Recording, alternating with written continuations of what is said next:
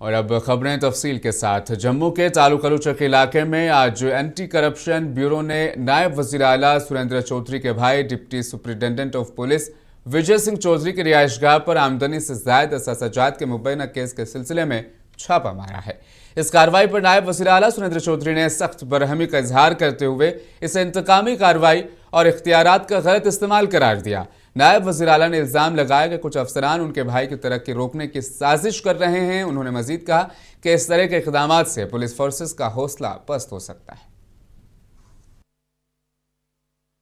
उन लोगों को आइडेंटिफाई करना चाहिए, इन कुर्सियों पे उन्हीं लोगों को बैठाना चाहिए जिन्होंने जिंदगी में काम किया है, जिन्होंने मिलिटेंसी के दौर में अपनी जान निछावर अपनी जान की बाजी लगा के उन लोगों ने काम किया है। उन लोगों को अपने आप को पोस्टिंगें देनी चाहिए। वो लोग नहीं जो चमचागिरी बटरिंग या किसी के थैले उठा के या बूट पॉलिश करके यहाँ तक पहुंचे। उन लोगों को हक नहीं बनता इन कुर्सियों पे बैठने के लिए। इसलिए आपको लगता है पॉलिटिकल मोटिवेटेड है? मैं पॉलिटिकल वेंडेटा नहीं कहूंगा, लेकिन एक बात मैं समीर जी आप सबको कहूंगा, एक बात याद रखें, मेरे परिवार, मैं फौजी का बेटा हूं, हम मां वैष्णो देवी को मानने वाले लोग हैं। मैं उस धरती से आता हूं, ननियाल से, जहां से संत बाबा सुंदर सिंह अली बेग वालों की गद्दी है। उस गुरुद्वारा साहब से हम बचपन से हम निकले हैं। हम संतों, महापुरुषों, भगवान, देवी देवताओं को मानने वाली फैमिली है, फौजी का परिवार है। मेहनत कर करके यहाँ तक पहुंचे। अगर मुझे बताओ हम इतने करप्ट हैं, इतना पैसा हमारे पास है, तो मेरे घर में आप समीर जी शायद गए नहीं होंगे, अगर कोई गया है तो क्या 9 फुट की गली पे हम घर बनाते? यहाँ दुनिया ने कोई गांधी नगर फंस गया, कोई त्रिकुटा नगर बस गया। मरकजी वजीर बराए पीएमओ डॉक्टर जितेंद्र सिंह ने जम्मू में IIIM के बायोलॉजिकल ब्लॉक रिसर्च लेबोरेटरी का संग बुनियाद रखा। इस लेबोरेटरी के हवाले से जानकारी देते हुए डॉक्टर सिंह ने कहा कि जम्मू में पहली बार ग्रीन बिल्डिंग का तस्वर मुतारिफ कराया जा रहा है। 55 करोड़ रुपए की लागत से बनने वाली इमारत शम्सी तवानाई, LED लाइटिंग और जदीद आलात से लैस होगी, जिससे बिजली और ईंधन की बचत होगी। उन्होंने दीगर सरकारी महकमों पर भी इस माहौल दोस्त मॉडल की पैरवी करने पर जोर दिया है। एडिशन करते हुए एक तो हमारा पुराना जंक बिल्डिंग को रेनोवेट किया गया और दूसरी एक नई इमारत का शिलान्यास हुआ जो लगभग 8000 स्क्वायर मीटर में फैली हुई है। स्टेट ऑफ द आर्ट आधुनिक किस्म का इंस्टीट्यूट ब्लॉक, और उसकी विशेषता ये रहेगी कि शायद जम्मू नगर का वो जम्मू नगरी का पहला ऐसा ग्रीन कंस्ट्रक्शन होगा जहां पर वे कन्वेंशनल सोर्सेज ऑफ इलेक्ट्रिसिटी इस्तेमाल नहीं किए जाएंगे। आपने देखा मोदी जी ने बार बार नॉन फॉसिल सोर्सेज पे जोर दिया। इस सरकार की प्राथमिकता भी यही है। अभी हाल ही में हमने शांति एक्ट लाया जिसके तहत हमने अपने लिए 2047 तक 100 गीगावाट क्लीन एनर्जी न्यूक्लियर का लक्ष्य रखा है, और ये नया ब्लॉक भी पूरी तरह रिन्यूएबल सोर्सेज पर कायम रहेगा। तनिक भी इसमें कन्वेंशनल बिजली इस्तेमाल नहीं की जाएगी। मुझे लगता है इससे संदेश अन्य। चीफ मिनिस्टर उमर अब्दुल्ला ने आज कहा कि अगर वेस्ट बंगाल के वज़ीर आला ममता बनर्जी अपनी रियासत का नाम बदलना चाहती हैं तो मरकज को उस पर गौर करना चाहिए। श्रीनगर में मीडिया से बातचीत के दौरान उमर अब्दुल्ला ने कहा कि अगर कल को जम्मू कश्मीर की कानून साज असेंबली जम्मू कश्मीर का नाम बदलने की करारदाद लाती है तो मरकज को उस पर भी गौर करना चाहिए। वाज़ेह रही कि वज़ीर आला उमर अब्दुल्ला ने आज शहर खास में कई तामीराती कामों का संग बुनियाद रखा। वज़ीर आला उमर अब्दुल्ला ने श्रीनगर के कई इलाकों में बल्कि बाबू सुल्तानुल आरिफीन गेट का भी संग बुनियाद रखा।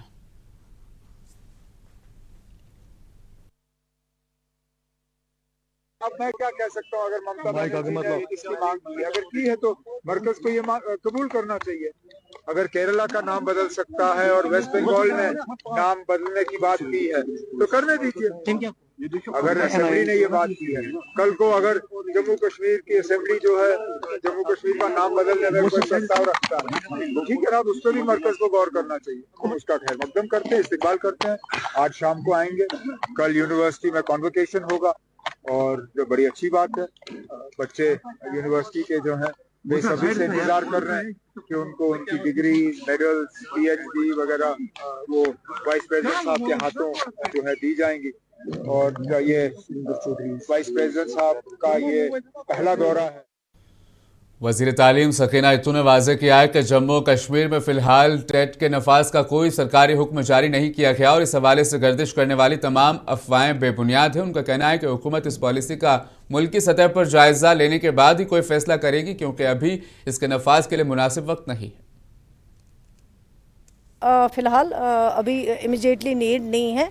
जब अगर सारी जगह ये इम्प्लीमेंट होता है और हमें भी उस तरह का कोई अगर फिर सुप्रीम कोर्ट की तरफ से, ऑनरेबल सुप्रीम कोर्ट की तरफ से अगर कोई इसमें और कोई पेशरफ्त होती है उस वक्त देखा जाएगा। फ़िलहाल इमीडिएटली हमें करने की ज़रूरत नहीं है, और यही मैंने उस वक्त ऑर्डर भी दिया था, मैंने यही कहा था। तो लेकिन कल से मैं भी इस सोशल मीडिया पे ही देख रही हूँ कि कुछ इस पे डिस्कशन हो रहा, कोई ऑर्डर भी आया हुआ है, लेकिन वो ऑर्डर जो है वो ऑर्डर कोई ऑर्डर नहीं है, उस ऑर्डर की कोई इम्प्लीमेंटेशन नहीं होगी। और फ़िलहाल जो है ऑलरेडी सुप्रीम कोर्ट ने इसमें 2 साल का टाइम दिया हुआ है, और जब सारे जगह पे पूरे हिंदुस्तान में जब ये अप्लाई होगा, जब वहाँ पे अप्लाई लोग करेंगे, फिर अगर लास्ट पे कोई भी जगह बचती होगी वो फिर लास्ट पे फिर जम्मू कश्मीर में।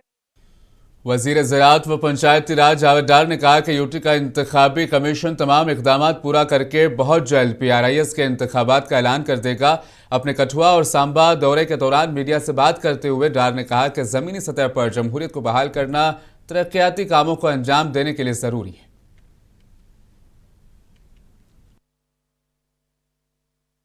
बड़ी इम्पॉर्टेंट है हमारे लिए, क्योंकि यहीं पर सारे टेस्ट होते जाएंगे, फर्टिलाइज़र के हवाले से या पेस्टिसाइड्स के हवाले से। ये एक बहुत मांग भी थी लोगों की और रिक्वायरमेंट भी थी, क्योंकि हमारा सारा इनपुट यहीं से आ जाता है, लखनपुर से आता है, तो उसकी टेस्टिंग बहुत ज़रूरी है ताकि लोगों को सुपीरियर्स, जो हम कहते हैं कि हम लोग कोशिश करेंगे हम सुपीरियर्स जो इनपुट्स है उसको रोकेंगे, तो ये बेस्ट हमारे पास एक फैसिलिटी है जहाँ पर हम उनकी टेस्टिंग कर सकते हैं और पता कर सकते हैं कि कौन सा इनपुट ठीक है, कौन सा फर्टिलाइज़र ठीक है, कौन सा इंसाइट्स ठीक है, जिसको हम फिर किसानों तक पहुँचा कर सकते हैं। कल DDC के वो डेट्स ख़त्म हो गए हैं, अब स्टेट इलेक्शन कमीशन उसकी नियुक्ति हुई है। अब बाकी कुछ इश्यूज़ है, जो बाकी जो फॉर्मेलिटीज़ होती है वो होने वाली है, वो हो रही है। जो ही वो कंप्लीट हो जाएंगी उसके बाद जो है PRIS के इलेक्शन ज़रूर हो जाएंगे। सारे लोग बैठे हैं तैयार, सारी पॉलिटिकल पार्टियां जहां जितनी भी हैं, और हम तो इस फेवर में है कि ग्रास रूट डेमोक्रेसी होनी चाहिए। लोकल गवर्नेंस बहुत ज़रूरी होता है, ताकि जो लोकल गवर्नेंस के जो इशू होते हैं, सरपंच, पंच, BDCs, ये होना बहुत ज़रूरी है ताकि। जम्मू कश्मीर कांग्रेस ने आज जम्मू के शहीदी चौक में इंडियन यूथ कांग्रेस के सदर उदय भानु चिब की गिरफ्तारी के खिलाफ एहतजाज किया। मुजाहिरीन ने हुकूमत मुखालिफ नारेबाजी की और इसे सियासी इंतकाम करार देते हुए उनकी फौरी रिहाई का मुतालबा किया। एहतजाज में यूथ कांग्रेस के अलावा मुकामी कांग्रेस कायदीन की कसीर तादाद ने शिरकत की।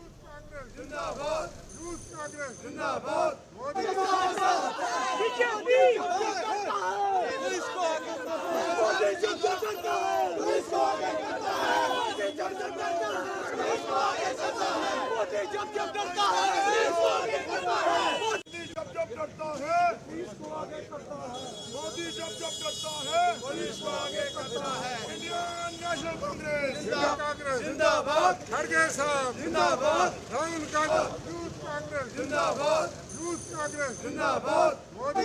ये मोदी सरकार की सीधी सीधी तानाशाही है। पुरअमन जुलूस के खिलाफ हमारे राष्ट्रीय अध्यक्ष जम्मू कश्मीर के रहने वाले उदय भानु चिब को उन्होंने गिरफ्तार किया है, और अर्धनंगे देश को लीड करके महात्मा गांधी ने आजाद करवाया था, और उन्होंने बताया था कि ये भूखे नंगे आज वही हालत युवाओं की है, वही US डील से किसानों की होने वाली है।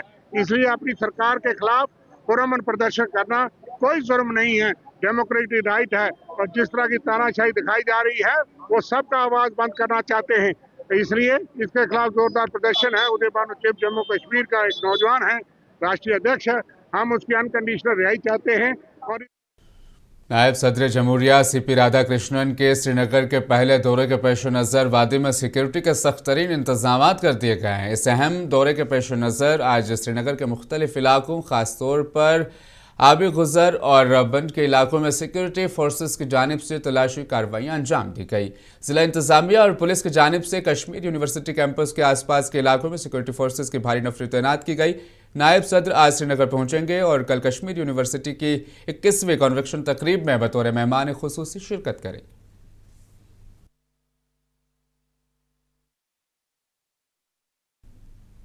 मीरवाइज कश्मीर डॉक्टर मौलवी मोहम्मद उमर फारूक ने आज मस्जिद अबू बकर रज़ियल्लाहु तआला अन्हु ज़नमर में खिताब करते हुए कहा कि रमज़ान सिर्फ भूखा रहने का नाम नहीं बल्कि अखलाक की इस्लाह का महीना है। उन्होंने सोशल मीडिया पर बढ़ती हुई बदकलामी और लोगों पर किए जाने वाले ज़ाती हमलों पर गहरी तशवीश का इजहार करते हुए कहा कि इख्तिलाफ राय का मतलब तजलील नहीं है। उन्होंने नौजवानों पर जोर दिया कि वो ज़ुबान और किरदार में शाइस्तगी और बाहमी एहतराम को अपनाएं ताकि मुआशरे में अमन कायम।